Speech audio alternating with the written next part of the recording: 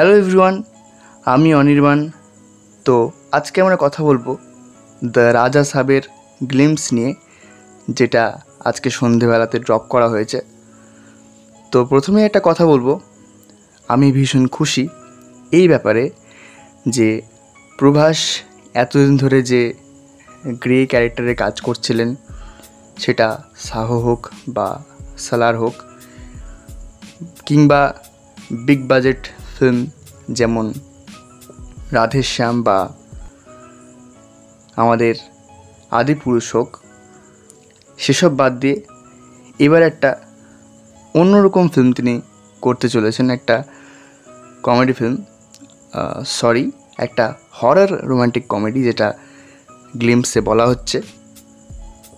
তো আমি এই গ্লিম্পসটা দেখেছি এবং মাত্র 43 সেকেন্ডের এই গ্লিম্পসে আমরা দেখতে পাচ্ছি যে প্রভাস বুলেট নিয়ে ঢুকছে। তো বুলেট থেকে সে একটা বুকে হাতে নামছে, চোখে একটা গ্লাস, এবং বুলেটের মিররে সে নিজেকে দেখছে এবং নিজেকে দেখে সে খুব খুশি, নিজের লুকটাকে সে অ্যাপ্রিসিয়েট করছে, এরকমই মনে হলো। তো একটা জিনিস খেয়াল করবেন, হরর হোক বা এরকম রোম্যান্টিক কমেডি মুভি হোক, সেটার একটা আলাদা চার্ম থাকে। এখানে টিজার না, গ্লিম্পস, এই গ্লিম্পস দেখে আমরা কিন্তু বুঝতে পারছি যে নিশ্চয়ই একটা চার্মিং ব্যাপার থাকবে।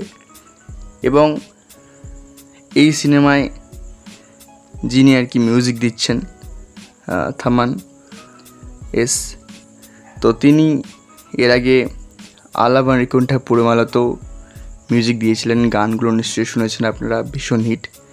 আমরা আশা করব যে এই সিনেমার গানগুলো হিট হবে। এবার দেখুন, প্রভাস এই যে বড় বড় ওয়ার্ল্ড বিল্ডিংয়ের ছবিগুলো করছিলেন, সেগুলো বাদ দিয়ে এই যে একটা নতুন রাস্তা খুঁজলেন নিজেকে আবার নতুনভাবে প্রেজেন্ট করার জন্য, এটা বেশ ভালো। দেখা যাক এই ফিল্মটা কেমন হয়। ফিল্মের রিলিজ ডেট ঘোষণা করা হয়েছে 10 এপ্রিল 2025। তো দেখা যাক প্রভাস বড় বড় ডিরেক্টর ছাড়াও নিজেকে কামব্যাক করাতে পারে কি না। কারণ এর আগে তিনি প্রশান্ত নীলের হাত ধরে সালার করেছেন, বা রিসেন্টলি তার কালকি 2898 AD, যেটা বেশ বড় প্রজেক্ট আমরা দেখলাম, সেটাও বেশ ভালো হয়েছে। এখন এই যে সিনেমাটা আসতে চলেছে দ্য রাজা সাব, এটা কিন্তু মারুথি নামে একজন ডিরেক্টরের সাথে তিনি করছেন, যার সিনেমা আমি বিশেষ দেখিনি এবং যার নামও আমি বিশেষ শুনিনি। তো দেখা যাক এই সিনেমাটা কেমন হয় এবং পরবর্তী আর কি আপডেট আসে। তো আজকের ভিডিও এটুকুই। ভিডিওটি ভালো লাগলে লাইক করুন, কমেন্ট করুন, শেয়ার করুন ও সাবস্ক্রাইব করুন। ধন্যবাদ।